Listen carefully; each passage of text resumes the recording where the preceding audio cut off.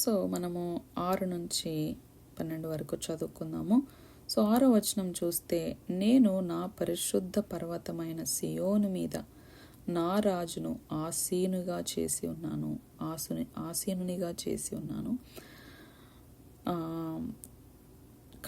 మరి చూస్తే సరే, ఫస్ట్ 6వ వచనం మనం చెప్పుకుందాము. సో ఈ 6వ వచనంలో చూస్తే, I have installed my king on Zion అంటది. సో ఇంగ్లీష్లో, my holy mountain, I have installed my king on Zion, my holy mountain. So God has already chosen Jesus Christ as a king and no one can change it అనమాట. అది ఎవరు కూడా మార్చలేరు. So ఆయన రాజుగా ఈ లోకానికి ఆయనని కుమారుడు, ఆయనలో భాగమైన తన కుమారుడిని పంపించాడు మనందరి కోసం. యెషయా గ్రంథం 9వ అధ్యాయం 6 నుంచి 7 వరకు చదివితే, ఏలయనగా మనకు శిశువు పుట్టెను, మనకు కుమారుడు అనుగ్రహింపబడును, ఆయన భుజం మీద రాజ్యభారం ఉండును.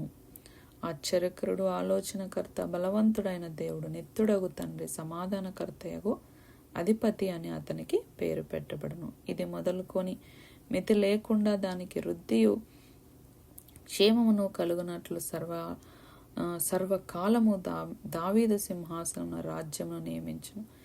న్యాయము వలనను నీతి వలనను రాజ్యమును స్థిరపరచుటకు అతడు సింహాసనాసీనుడై రాజ్య పరిపాలన చేయును. సైన్యములకు అధిపతి యెహోవా ఆసక్తి కలిగి దీనిని నెరవేర్చును. ఆయన ఎవరంట? ఆయన శిశువు పుట్టాడు, కుమారుడు అనుగ్రహించబడ్డాడు, భుజం మీద రాజ్యభారం ఉండును. ఆయన ఆశ్చర్యకుడు, ఆలోచనకర్త. ఆయన ఏదైతే చెప్పి ఉన్నాడో ప్రవక్తల ద్వారా, ఒక కన్యక గర్భవతిలో కుమారుడు పుడతాడు, ఆయనకి యేసు అని పేరు పెడతారు. యేసు అనగా రక్షకుడు అని మనం చూస్తామన్నమాట. మత్తయి సువార్తలో, అలాగే లూకా సువార్తలో. అలాగా దేవుడు ఇవన్నీ కూడా పాత నిబంధనలు ఏవైతే రాసి ఉంచాడో ఆయన నెరవేర్చుతూ వచ్చాడు యేసుక్రీస్తు ప్రభు ద్వారా. ఆయన ఏమై ఉన్నాడు ఈ లోకానికి, ఆయన ఎవరు, ఆయన రాజ్యము ఏంటి అనేది ప్రతి ఒక్కటి మనకి రాయించాడు. దావీదు సింహాసనం రాజ్యంను నియమించును అంటున్నాడు. ఆయన సైన్యములకు అధిపతి అగు అంటున్నాడు. యెహోవా ఆసక్తి కలిగి దీనిని నెరవేర్చును అంటున్నాడు. ఆసక్తి అంటే ఇంకా దాని పట్ల ఆయన దృష్ట, ఆయన ఆలోచనలు ఎంతో స్ట్రాంగ్గా ఉన్నాయి, ఎంతో బలమైనవిగా ఉన్నాయి. ఎవరు కూడా దాన్ని మార్చలేరు. అది ఖచ్చితంగా నెరవేర్పులోకి వచ్చే ఉంది అని దేవుడు చెప్తున్నాడు అనమాట. అందుకనే ఇక్కడ దేవుడు చూస్తే నేను నా పరిశుద్ధ పర్వతమైన సియోను మీద నా రాజుని ఆసీనునిగా చేశాను. ఆ రాజే యేసుక్రీస్తు ప్రభు అనమాట.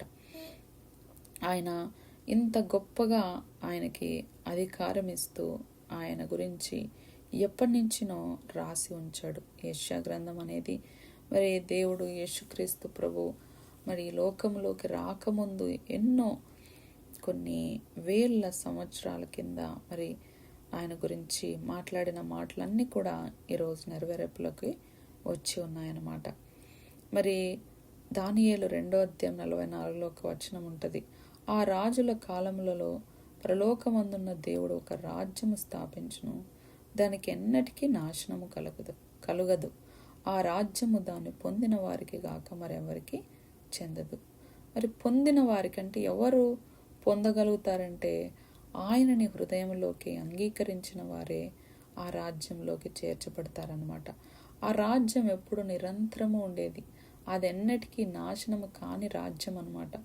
అది ఎన్నటికీ పాడుగానే రాజ్యం, అది ఎన్నటికీ కూలిపోని రాజ్యం, అది నిరంతరము ఉండే రాజ్యం. ఎప్పుడు దానికి నాశనము కలగదు అని వాక్యంలో ఉంది. అది ముందు చెప్పిన రాజ్యములన్నిటినీ పగలగొట్టి, అంటే ఎవరైతే ఇది మా రాజ్యము అని ఎవరైతే ఫేక్గా వస్తారో అవన్నీ కూడా ఆయన ముందర నిర్మూలమైపోతాయంట. ఆయన మాటే ఆకాశము భూమి అయినా గతిస్తాయి, ఆయన మాట ఎన్నటికీ గతించదు, ఆయన యుగ యుగములకు నిలుచును అని మరి ఆయన వాక్యం సెలవిస్తుంది. మరి ఆయనకి మత్తయి సువార్త 28లో ఒక మాట ఉంటుంది, మరి పరలోకమందును భూమి మీదను మరి ఆయనకి సర్వాధికారము ఇవ్వబడి ఉన్నదంట.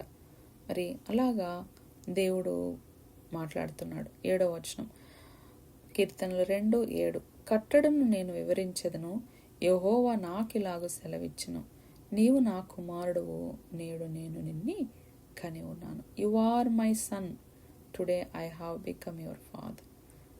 సో ఏమంటున్నాడంటే, so this is the father speaking to Jesus. It shows that Jesus identity. ఏంటి ఆయన ఐడెంటిటీ అంటే, as the son of God and his kingship. నీవన్నీ నావి, నావన్నీ నీవి అని మీరు యోహాను సువార్త 17వ అధ్యాయం చదివితే యేసుక్రీస్తు ప్రభు ఒక ఒక ఒక మనిషిగా అలాగే ఒక దేవుడుగా ఆయన అక్కడ మాట్లాడతాడు. సో ఎంత గొప్పగా మాట్లాడతాడో యేసుక్రీస్తు ప్రభు తండ్రితో సంభాషణ. మరి వాళ్ళిద్దరూ ఏకమై ఉన్నారు, వాళ్ళు ఏకంగా ఉండేవాళ్ళు, వాళ్ళు ఎప్పటి నుంచినో. మరి దేవుడు కుమారుడు వేరు కాదు, వారు ఏకమై ఉన్నారు అని మరి అక్కడ ఆయన సంభాషణలో మనకి క్లియర్గా తెలుస్తుంది. యోహాను సువార్త 17వ అధ్యాయంలో చదివినప్పుడు మీరు. సో మరి ఇదే మాట దేవుడు ఎక్కడ మాట్లాడుతూ వచ్చాడంటే ఆయన ఐడెంటిటీ గురించి మనకి మత్తయి సువార్త 3వ అధ్యాయం 17వ వచనంలో, ఇదిగో ఈయనే నా ప్రియ కుమారుడు, ఈయన యందు నేను ఆనందించుచున్నాను, ఒక శబ్దం ఆకాశము నుండి వచ్చును. ఈ మాట చదివినప్పుడు నా జీవితంలో దేవుడు నాతో మాట్లాడుతూ వచ్చాడు. సో మాట్లాడుతూ వచ్చినప్పుడు ఇది నీకు కూడా, ప్రతి ఒక్కరికి, నన్ను వెంబడించేవారు ప్రతి ఒక్కరూ దీన్ని ప్రశ్నించుకోవాలి. నేనేం ప్రశ్నించుకున్నానంటే, దేవా నువ్వు నేను ఎక్కడికి వెళ్ళినా యేసుక్రీస్తు ప్రభువుకి ఎట్లయితే సాక్ష్యం ఇచ్చావో, నేను ఎక్కడికి వెళ్ళినప్పటికీ ఎవరితో మాట్లాడుతున్నప్పటికీ నువ్వు నాకు సాక్ష్యం ఇవ్వవా? ఇద్దో ఈమె నా ప్రియమైన కుమారి, ఈమె యందు నేను ఆనందించుచున్నానని నా గురించి నువ్వు సాక్ష్యం ఇవ్వవా అని దేవుడితో అడిగినప్పుడు నాకెంతో సంతోషం వేసింది ఆ మాట అడగటానికి. ఎందుకు అంటే ఇప్పుడు ప్రతి ఒక్కరూ మనము యేసుక్రీస్తు ప్రభునే మనకిచ్చాడు. యేసుక్రీస్తు ప్రభుని అంటే నా ప్రాణంనే ఇవ్వటానికి నేను వెనకాడలేదంటే నేను ఏదైనా ఇవ్వడానికి నేను వెనకాడుతానా అంటున్నాడు. అంటే మన దేవుడు మన గురించి సాక్ష్యం ఇవ్వాలి. ఎక్కడికి వెళ్ళినా ఆయన సాక్ష్యం ఇవ్వకపోతే మనం ఎక్కడ కూడా జయించేవారుగా ఉండమన్నమాట.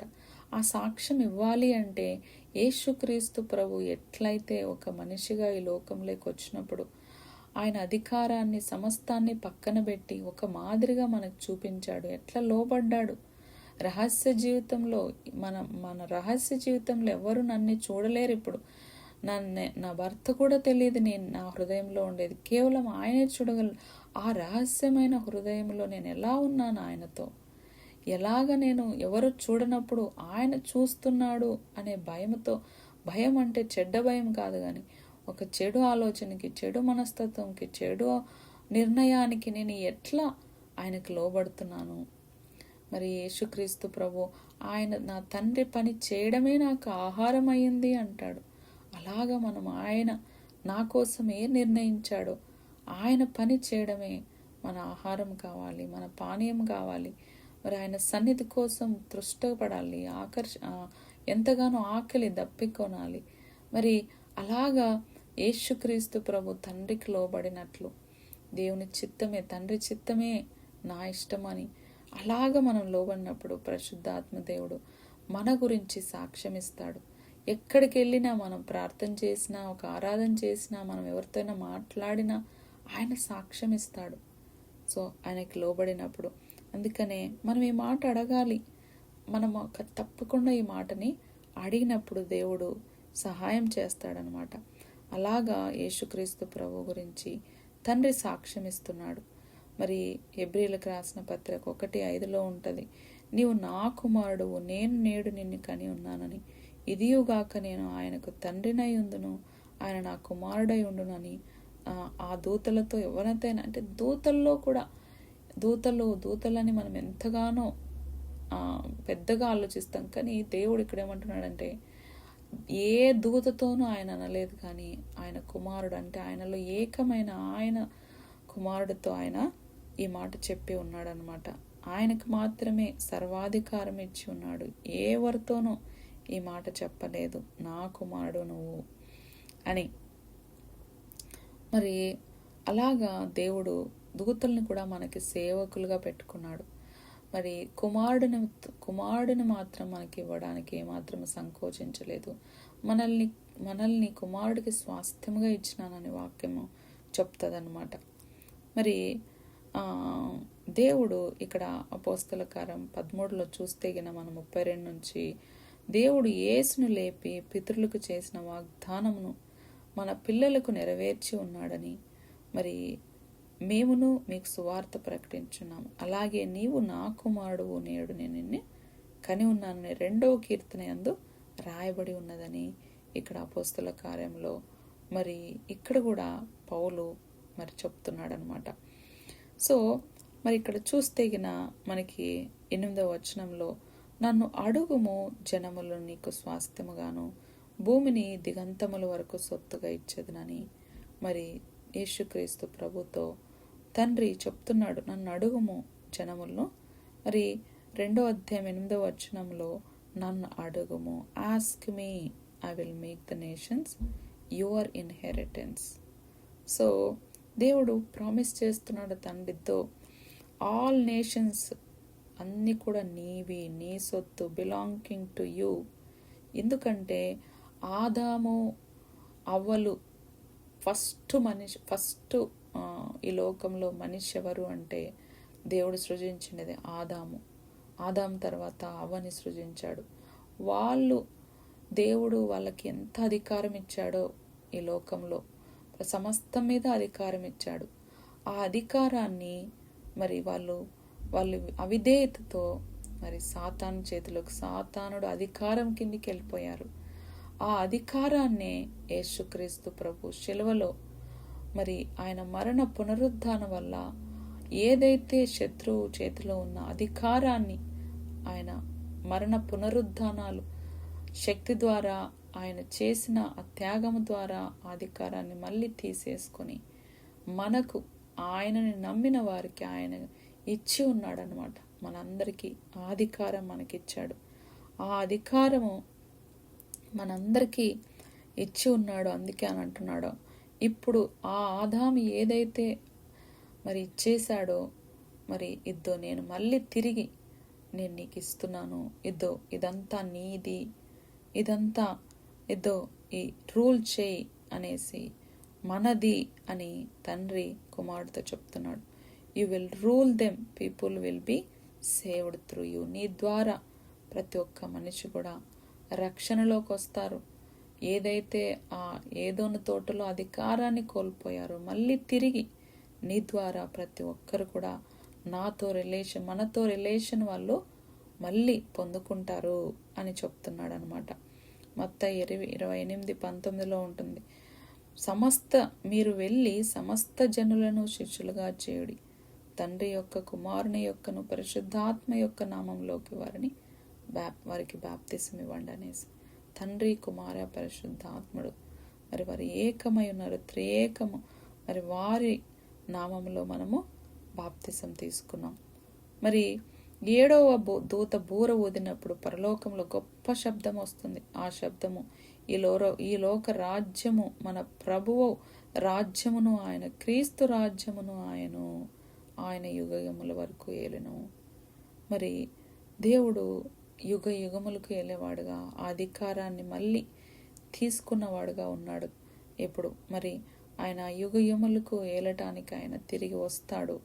మరి అంత లోపల మనందరం కూడా ఆయన కింద, ఆయన అధికారం కింద, ఆయన మాటల కింద మనం ఉండినప్పుడు మనకు కూడా క్షేమం అన్నమాట. మరి ప్రతి ఒక్క మోకాలు ఆయన నామంలో ఉంగుతుందని ఫిలిప్పులకు రాసిన పత్రికలో ఉంటుంది. భూమి మీద కానీ మరి భూమి కింద కానీ ప్రతి ఒక్క మోకాలు యేసు నామమున వంగాలి అనేసి మాట్లాడతాడనమాట. సో అలాగే 9వ వచనం చూసుకుంటే మరి ప్రభువు మరి ఏంటి ఆయనకి ఇంకా అధికారం ఇచ్చి ఉంది అనేది చూద్దాం. ఇనుప దండముతో నీవు వారిని నలగగొట్టెదవు, కుండను పగలగొట్టినట్టు వారిని ముక్కలుగా పగలగొట్టెదవు అంటున్నాడు. సో మరి దేవుడు ఇంకా మాట్లాడుతూ వస్తున్నాడు అనమాట. You will break them with a rod of iron అని ఉంటుంది ఇంగ్లీష్లో.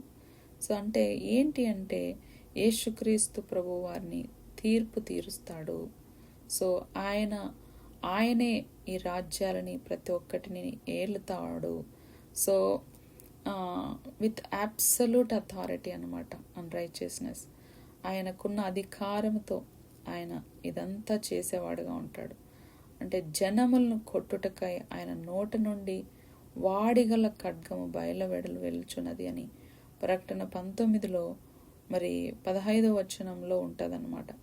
సో ఆయన you will break them with rod అంటే మరి ఎవ్వరు కూడా నో సిన్, మరి ఏది కూడా ప్రౌడ్, ఎంత గర్విష్టమైన రూలర్స్ అందరూ కూడా ఎవ్వరు కూడా దేవుని తీర్పుకి నుంచి ఎస్కేప్ అవ్వలేరు. తప్పకుండా వాళ్ళని నువ్వు తీర్పులో తీరుస్తావు వారిని. మరి అందుకనే బెటర్ ఇప్పుడే ఆయనకి సరెండర్ అవ్వండి. ఆ జడ్జిమెంట్ని ఫేస్ చేసే కంటే తీర్పుని మీరు ఇప్పుడే ఆయనకి సరెండర్ అవ్వండి. లేకపోతే ఆయన నువ్వు అందరినీ కూడా ఇలాగ నువ్వు కొడతావు అంటే అర్థం ఏంటంటే వారికి నువ్వు తీర్పు తీరుస్తావు అని. ఇనుప దండముతో నీవు వారిని నలగగొట్టేదవు అంటే ప్రకటన 19:15 ప్రకారము మరి ఆయన కొట్టుట కంట జనాల ఆయన నోట్లో నుంచి వాడిగల ఖడ్గము అంటే ఆ మాట వెళ్ళినప్పుడు ఎంతగానో ఆ మాట వల్ల కొండలు బద్దలవుతాయి. మాట వల్ల ఆయన వెలుగును మాట వల్ల శూన్యంను మరి ఆ సృష్టిని శూన్యంలో కలుగజేశాడు. అంటే అన్ని ఆయన మాటకి ఎంత పవర్ ఉంది. ఆయన ఆ మాట పలికినప్పుడు వారు నశించేవారుగా ఉన్నారనమాట. అందుకని అది వారిని నువ్వు ఇనుప దండముతో కొడతావంటే ఆయన ఇనుప దండముతో వారిని ఏలును అని ఉంటుంది అనమాట. ప్రకటన 19:15లో ఆయనే సర్వాధికారి దేవుని తీక్షణమైన ఉగ్రత అను మద్యపు తొట్టి త్రొక్కును అని ఉంటుంది. సో అందుకనే అక్కడ ప్రకటన 2లో కూడా ఉంటుంది, నేను నా తండ్రి వలన అధికారం పొందినట్టు జయించుచు అంటాడు.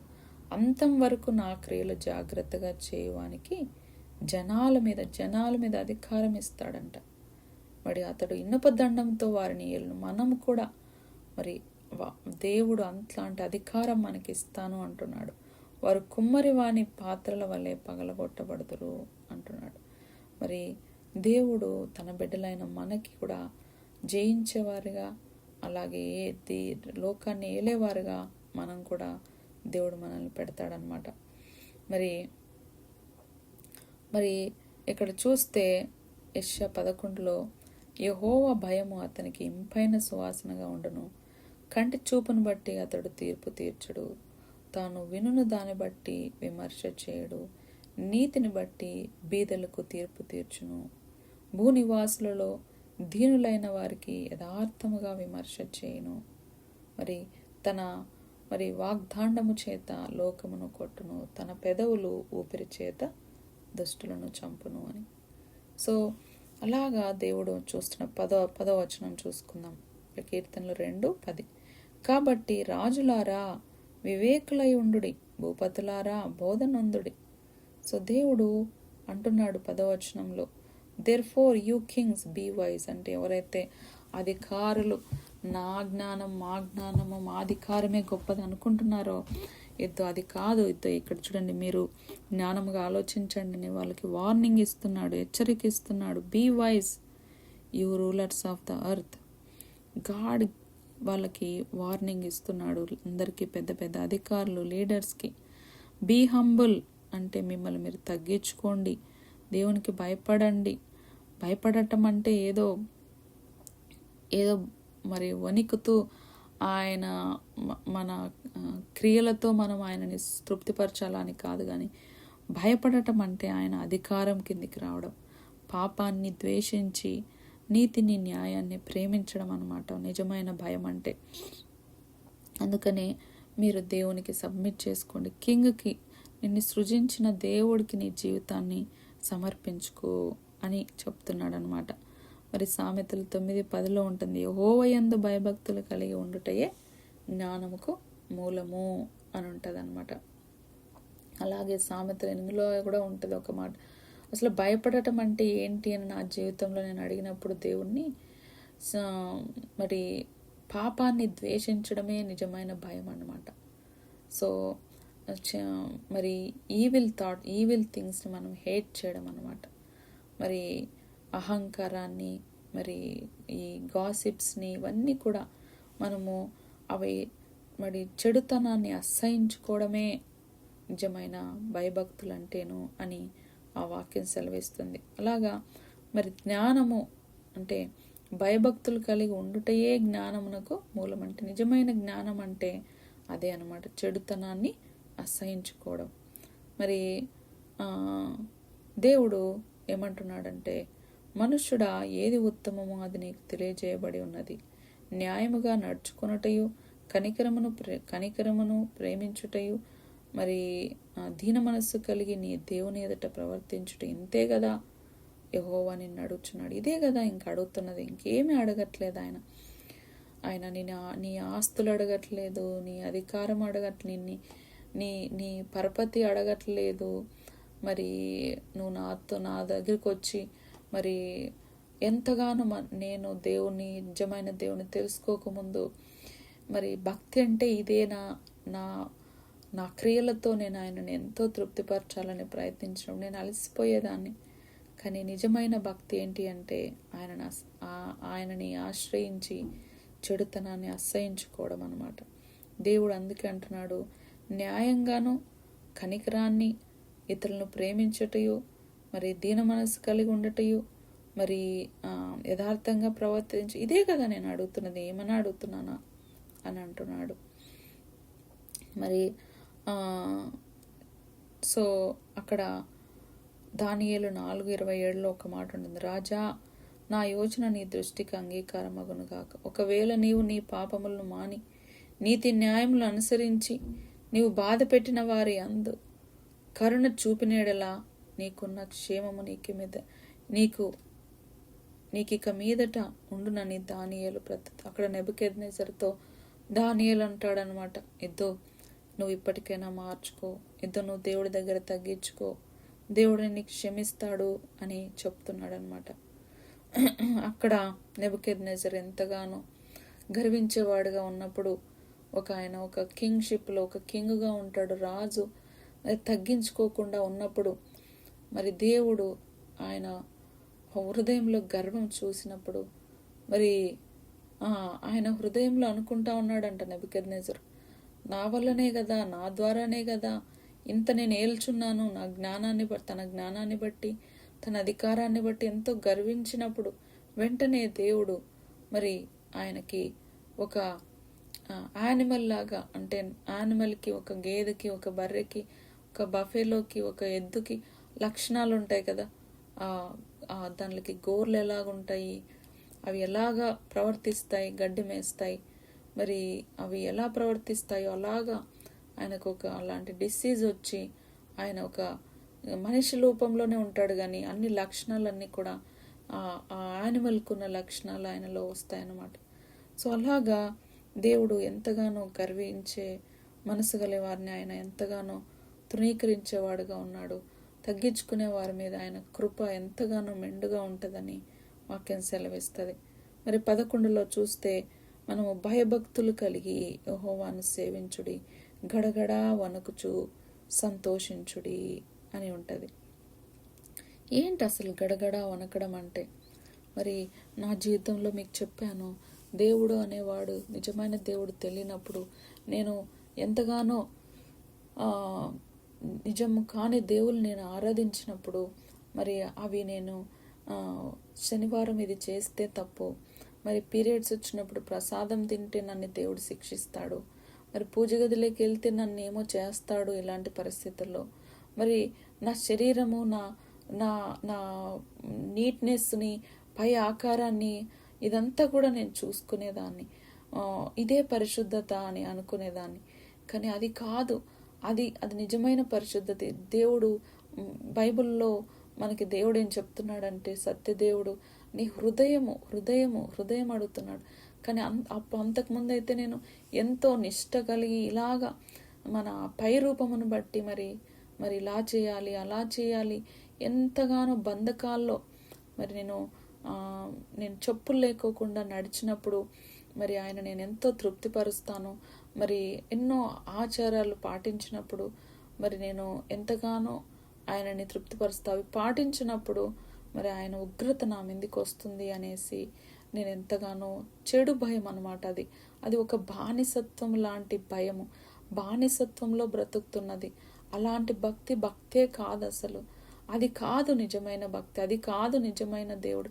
మరి మన దేవుడు ఏమంటున్నాడంటే, అసలు దేవుడు ఇక్కడ గడగడ వణకడము అంటే, అప్పుడు అక్కడ వాళ్ళు ఈ ఈ ఈ భయపడడం అనేది ఒక నిమిషంలో మనము ఉరుములు మెరుపులు వచ్చినప్పుడు భయం అయిపోయేసి మనము మళ్ళీ సేమ్ తప్పు రిపీటెడ్గా చేయడం కాదు. కానీ మనము భయపడటం అంటే, దేవునికి గడగడ వణకడం అంటే దేవుని గౌరవించడం, దేవుని అధికారాన్ని గౌరవించడం అంటే ఆయన నువ్వు ఎంతగానో ప్రేమతో నువ్వు ఫ్రెండ్గా ఆయనతో మాట్లాడచ్చు, ఆయన ఫ్రెండ్గా నువ్వు చేర్చుకోవచ్చు, ఎంతో ఓపెన్గా మాట్లాడచ్చు దేవునితో.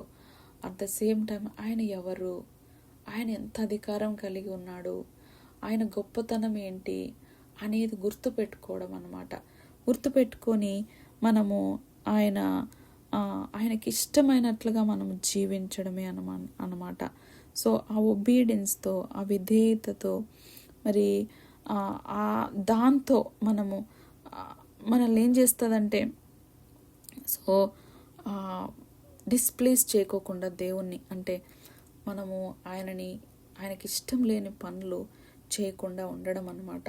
సో ఆయన అథారిటీకి మనం ఒప్పుకోవడం, మరి ఏదో ఒక ప్యానిక్ అయిపోయి మనం టెర్రర్ అయిపోయి ఆయన నుంచి పారిపోవడం కాదు. గడగడ వణకడం అంటే ఆయనకి ఇష్టం లేనివి మనకు ఇష్టం లేనివిగా ఆయనకి ఇష్టమైనవి మనకి ఇష్టంగా చేసుకోవడం అన్నమాట. సో అలాగే ఆయన అధికారం, ఆయన ఏమై ఉన్నాడో మనము గుర్తుపెట్టుకోవడమే అన్నమాట. సో అలాగా మనము దేవుని దగ్గర హంబుల్ హార్ట్తో, అంటే ఆయన ప్రెజెన్స్ని కేర్లెస్గా, నెగ్లిజెన్స్గా, లైట్గా తీసుకోవడం కాదు, కానీ మరి ఎంతగానో సీరియస్గా తీసుకోవడం అన్నమాట. అలాగా దేవుడు మనతో గడగడ వణకడం అంటే అది అన్నమాట. ఆ బానిసత్వంలో నేను బ్రతుకుతున్నప్పుడు యోహాను సువార్త 4వ అధ్యాయం 18వ వచనం ద్వారా మాట్లాడుతూ వచ్చాడు, సుభాష్ని, నిజమైన ప్రేమలో మరి ఇలాంటి భయం ఉండదు. నువ్వు నన్ను ఆశ్రయించినప్పుడు కూడా ఇంకా నీకు దేవుడు అంటే ఈ జ్ఞానం ఉంది కాబట్టి నువ్వు ఇక్కడికి వచ్చినప్పుడు కూడా నువ్వు ఇలాంటి భయంతో నువ్వు బ్రతుకుతున్నావు. అమ్మో, ఈరోజు బైబిల్ నేను చదవకపోతే నాకేమో అయిపోతుంది అనే ఒక ఫియర్తో బ్రతుకుతున్నావు. అట్లాంటి భయంలో బ్రతకద్దు, అది బానిస అయిపోతుంది. అది నిజమైన ప్రేమ కాదు. బైబిల్ చదవడం మంచిదే. అది బైబిల్ చదవడం అంటే ఏంటి? నాతో రిలేషన్ అన్నమాట. నా స్వరం నువ్వు వినడం. అది ఒక బంధకంగా, ఒక భయముతో, ఒక బానిసత్వంతో నువ్వు వినడానికి రావద్దు. సో ఒక రిలేషన్తో, ఒక ఈగర్నెస్తో రాగాని, బంధకంతో చదవకపోతే నాకేమో అయిపోతుంది అని కాదు, కానీ నాకు చదవడం నాకు ఇష్టము, అది నాకు అవసరము, ఆయన స్వరం వినడము అని రావాలి. కానీ అలాంటి భయముతో, బానిసత్వంతో బ్రతకద్దు అని దేవుడు నాతో మాట్లాడుతూ వచ్చాడు. ఎందుకంటే దేవుడు అంటే అలాంటి జ్ఞానం ఉంది కాబట్టి నాకు పాత జీవితంలో అదే జ్ఞానంతో ఈ సత్యదేవుని నేను ఆరాధించినప్పుడు నన్ను ఆ బానిసత్వంలో నుంచి నన్ను దేవుడు విడుదల చేశాడు. సో అలాగా మరి భయభక్తులు అంటే నేను చెప్పాను, మరి చెడుతనాన్ని అసహించుకోవడమే నిజమైన భయభక్తులు. 12వ వచనం చూడండి ఎంత బాగుందో. ఆయన కోపము త్వరగా రగులుకొనును, కుమారుని ముద్దు పెట్టుకొనిడి, లేని ఎడల ఆయన కోపించును. ఎంత బాగుంది చూడండి. కుమారుని మనం ముద్దు పెట్టుకోవడం అంటే నేను చెప్పాను ఇంతకుముందే, మరి ఆయనని మన హృదయంలోకి అంగీకరించడమే అని నేను మీతో చెప్తూ వచ్చాను. సో అలాగా ఆ కిస్ అనేది అప్పట్లో ఈ ఏన్షియంట్ వరల్డ్లో ఎప్పుడే ఆ kiss was like a sign of దేవుణ్ణి ఆనర్ చేయడం అనమాట, దేవుణ్ణి సబ్మిషన్ చేయడం అనమాట. మరి అలాగే లాయల్టీ అనమాట, రెస్పెక్ట్ అనమాట. దేవుడు ఆయన కింగ్షిప్కి మరి ఆయన మీద నమ్మకం ఉంచడం, ఆయనని ఒబే చేయడం. సో ఇలాంటివి ఆయనని పబ్లిక్గా లవ్ చేయడం, ఏదో సీక్రెట్గా కాదు కానీ పబ్లిక్గా. మరి ఎవరైతే ఒప్పుకుంటారో మరి జనాల ముందర నేను కూడా తండ్రి ముందర నేను మిమ్మల్ని ఒప్పుకుంటాను అని దేవుడు చెప్తాడనమాట. సో అలాగా ఈ సామ్ 2 ఏమంటుందంటే, మరి కాంటెక్స్ట్లో కూడా మనం చూసుకుంటే ఈ రూలర్స్ ఎవరైతే రిజెక్ట్ చేస్తారో, పెద్ద పెద్ద రాజకీయము పెద్ద పెద్ద లీడర్స్, మరి దేవుడు చెప్తున్నాడు, మరి దేవుడు మరి యేసుక్రీస్తు ప్రభు అనాయింటెడ్ వన్ అంటే దేవుడి చేత, దేవుడి ద్వారా, దేవుడే ఆయన మరి దిగి వచ్చాడు. మరి అందుకని అందరికీ వార్నింగ్ ఇస్తుంది, ఆనర్ చేయండి జీసస్ని. స్టిల్ మనకు టైం ఉన్నట్లుగానే, ఇది టైం ఉంది మనకిప్పుడు, ఆయనని మీరు చేర్చుకోండి మీ హృదయంలోకి అని ఆయన చెప్తున్నాడు అనమాట. ఆయన అథారిటీ కిందికి మనం రావాలి, మనం వెళ్ళాలి అని ఆయన మాట్లాడుతున్నాడు. సో అందుకనే ఈ వర్స్ ఎంత వైజ్గా దేవుడు వార్న్ చేస్తున్నాడు, అలాగే ప్రేమతో పిలుస్తున్నాడు. సో అందుకనే హంబుల్ చేసుకోండి rulers are call to humble themselves before God. So ఆ విజ్డమ్ అనేది బిగిన్స్ విత్ రైట్ రిలేషన్. అంటే ఆ రైట్ విజ్డమ్ మనకి ఏంటి అంటే ఆయనతో రిలేషన్షిప్. ఈ లోకానుసారమైన జ్ఞానం వ్యర్థం, కానీ అసలు నిజమైన జ్ఞానం ఏంటి అంటే సృష్టికర్త అయిన దేవుడితో మన చేతులు కలపడం, సమాధాన పడటం అన్నమాట. ఆయన రిలేషన్షిప్ని మనం కోరుకోవడమే నిజమైన జ్ఞానం అంటే. సో అందుకే వైజ్ పీపుల్ ఏం చేస్తారు, దేవుణ్ణి ఆనర్ చేస్తారు. ఫూలిష్ పీపుల్ ఏం చేస్తారు, ఆయనతో ఫైట్ చేసి మేము గెలుస్తామంటే ఆయనకి దూరంగా వెళ్ళి ఆయన కమాండ్మెంట్స్ మేము రిజెక్ట్ చేసి మేము బ్రతకగలము అని అనుకుంటారనమాట. అందుకని దేవుడు అంటున్నాడు, రండి ముద్దు పెట్టుకుని, లేని ఎడల దేవుడు కోపిస్తాడు. ఏదో నేను ఇట్లా అట్లా అని దేవుడు భయపెట్టి వారిని తీసుకురావడం అని కాదు. కానీ ఈ వచనము ఫలాని రోజు ఉంది, ఒక రోజు నిజమైన రోజు, అది తీర్పు రోజు ఉంది. ఆ రోజు నేను మీ మీద నా సింహాసనానికి నేను న్యాయం చేయాలా, మీరు నన్ను ముద్దు పెట్టుకోకపోతే, నన్ను చేర్చుకోకపోతే మీకు విమోచన లేదు, విడుదల లేదు అని దేవుడు చెప్తూ, ట్రూత్ చెప్తూ, అలాగే ప్రేమతో పిలుస్తూ, అలాగే ఆయన అధికారంలో ఉన్నాడు కాబట్టి ఆయన ఒక వార్నింగ్ ఇస్తున్నాడు అనమాట.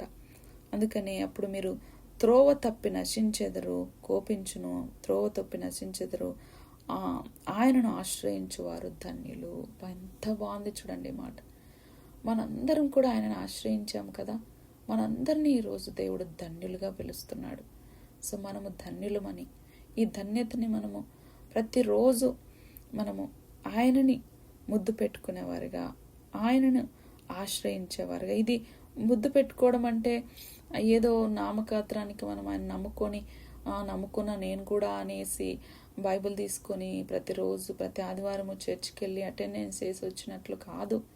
నమ్ముకున్న వారికి కూడా ఏమంటున్నాడు, కిస్ పెట్టుకోవడం అంటే ప్రతిరోజు మనం ఆయన అధికారంకి ఒప్పుకోవడం అనమాట. మన ప్రవర్తన అంతటి మీద ఆయనకు అధికారానికి ఒప్పుకోవాలని సామెతలు 3వ అధ్యాయంలో ఉంటుంది. అప్పుడే మన మార్గాలు సరళం చేయబడతాయని. సో ప్రతిరోజు ఆయన అధికారానికి మనం ఒప్పుకున్నప్పుడు మనము ఆయనని ముద్దు పెట్టుకున్నట్లు అనమాట. అందుకనే మరి తెలియని వాళ్ళు కూడా దేవుడు ఇంకా తెలుసుకొని వాళ్ళకి చెప్తున్నాడు, తెలిసిన వాళ్ళకు కూడా ఇది మనకు వర్తిస్తుంది అనమాట. అందుకనే మనము ఈ ధన్యతని మనము ప్రతిరోజు ఎంతో భాగ్యంగా భావిస్తూ దీన్ని మనము ఒక ప్రివిలేజ్గా, మనం అర్హులం కాకపోయినప్పటికీ ఆయన రిలేషన్కి మనం పిలిచినాడు కాబట్టి మనము ఎంతగానో ధన్యులుగా దీన్ని లైట్గా తీసుకోకుండా ఒక భాగ్యంగా భావిస్తూ ఆయనకి ఇష్టమైనట్లుగా జీవించడానికి ఆయనే సహాయం చేస్తాడు. ఏదో మనం ఓవర్ నైట్లో అమ్మో యేసుక్రీస్తు ప్రభు అంటే నేను పరిశుద్ధంగా జీవించాలా, అప్పుడేనా ఆయనకి నేను బిడ్డ అవుతానని కాదు. నువ్వు ఉన్నపాటుగా రావాలి. ఉన్నపాటుగా వచ్చినప్పుడు ఆయన చేతనే మనం పరిశుద్ధంగా మార్చబడు, ఆయన రక్తం చేతనే మనం పరిశుద్ధంగా అయ్యి రావటానికి ఇది అసాధ్యము. ఏ మనిషికి ఇది అసాధ్యం. ఆయన ఏమంటున్నాడంటే నువ్వు ఉన్నపాటుగా వచ్చి ఏ పాపంలో జీవిస్తున్నప్పటికీ, ఎందుకంటే అసలు ఆయనని మనం చేర్చుకున్నప్పుడే మనము నీతిమంతులుగా తీర్పులోకి రాకుండా మనం ఎందుకంటే ఆయన రక్తమే, ఆయన లేకుండా మనకి పరిశుద్ధత లేదు, విమోచన లేదు, ప్రాయశ్చిత్తం లేదనమాట. ఆయనే మన వైద్యుడు, పరమ వైద్యుడు. సో ఆయన వచ్చిన తర్వాత కూడా ఆయన ఓవర్ నైట్లో మనం చిన్న బిడ్డ పుట్టిన వెంటనే నడువు లే వారిని పరిగెత్తించము కదా, వారి మీద మనం ఎంత ఓపికగా, మనం వారి మీద ఎంతో కనికరముగా ఓపికగా వారిని ఎంతగా మనం పెంచుతామో అట్లా దేవుని దగ్గరికి వచ్చినప్పుడు కూడా మనం చిన్న బిడ్డల వల్లే అనమాట. దేవుడు ఎంతో ప్రేమగా మన పట్ల వెయిట్ చేస్తాడు. ఆయనే మనము ఊరికి మనం సబ్మిట్ చేసుకుంటే చాలు, హృదయపూర్వకంగా దేవా నాకు ఇట్లా జీవించాలి, నాకు ఈరోజు తీర్పు తీర్చే ఆలోచనలు వచ్చినాయి, నాకు వద్దు ప్రవ్వా, నీకు అవి ఇష్టం లేదు కదా, నాకు కూడా ఇష్టం లేదు, నువ్వు నాకు సహాయం చేయవా అని మనం యథార్థంగా ఒప్పుకున్నప్పుడు దేవుడు, పరిశుద్ధాత్మ దేవుడు మనల్ని ఆయన దీన మనస్సు గలవాడంట. ఆయన ఎంతో మంచి దేవుడని వాక్యం సెలవిస్తుంది. అందుకనే ఆయన ప్రేమతోనే మనల్ని ఆయన రూపంలోకి మలుచుకుంటాడనమాట. అందుకనే ఏదో మేము ఒక్కరి నోట్లో అయిపోవాలా, అమ్మో ఎట్లా అని భయపడాల్సిన అవసరం లేదు. ఆయన నిజమైన దేవుడు, ఆయన ప్రేమామయుడు, ప్రేమ స్వరూపి, ప్రేమకు ఆయనే కర్త, ప్రేమ ఆయన దగ్గర నుంచే పుట్టింది. సో అందుకని ఆయన మనకు సహాయం చేస్తాడు. సో మరి ఈ వాక్యం దేవుడు దీవించునుగాక. ప్రార్థన చేసుకుందాం. పరిశుద్ధుడా, ప్రేమ కలిగిన తండ్రి, ప్రేమామయుడా, నమ్మకమైన రాజా, నీకు వందనాలు, స్తోత్రములు. ఈరోజు కీర్తనలు 2వ అధ్యాయం ద్వారా మీరు మాట్లాడిన ప్రతి మాటను బట్టి నీకు స్తోత్రములు దేవా. నాయన నువ్వెంత గొప్ప దేవుడివి, నువ్వు తండ్రి ప్రభా. మరి నీ కింగ్షిప్ గురించి, నీ కుమారుడు నాయన నువ్వు ఎంతగా యేసుక్రీస్తు ప్రభువుని నాయన మెస్సియాగా, అభిషిక్తుడుగా నాయన ఈ లోకానికి పంపించావు నాయన తండ్రి. మరి ఆయన అధికారం గురించి నువ్వు చెబుతూ దేవా, అందరినీ నువ్వు లోకంలో అధికారులని, మరి రాజులని, ప్రతి ఒక్కరిని నువ్వు పిలుస్తున్నావు ప్రభా, వార్నింగ్ ఇస్తున్నావు ప్రభా. కుమారుడిని ముద్దు పెట్టుకోండి అంటున్నావు ప్రభా. నేను ఈయన నా ప్రియమైన కుమారుడని సాక్ష్యం ఇస్తున్నావు ప్రభా. తండ్రి దేవా, నీకు వందనాలు, స్తోత్రం. మిమ్మల్ని ఆశ్రయించేలాగా మాకు సహాయం చేసాం, మమ్మల్ని ధన్యులుగా చేసినందుకు స్తోత్రములు. ఒకనాడు తీర్పు ఉంటుంది, ఆ తీర్పులోకి మేము దేవా తీర్పు నాడు నిలబడినప్పుడు మాకు ఉత్తరవాదిగా మీరు మాకున్నారని ఆ నిరీక్షణ మాకు కలుగ చేసినందుకు స్తోత్రం చెల్లించుకుంటూ ఈ ప్రపంచంలో ప్రతి ఒక్క వ్యక్తిని దేవా రాజ్యంలో అధికారుల కోసం ప్రార్థన చేస్తున్నాం. ప్రతి ఒక్కరూ ప్రభా నీ కింగ్షిప్ని, అధికారం కిందికి వారు వచ్చినట్లుగా వారిని క్షమించి, ఏ ఆత్మ నశించకూడదని నీ ఆశ ఉంది కనుక దేవా తండ్రి, ఏ ఆత్మ నశించకుండా నువ్వు కృప దయచేసి సహాయం చేయమని యేసుక్రీస్తు నామంలో ప్రార్థించి అడిగి వేడుకుంటున్నాం తండ్రి. ఆమేన్.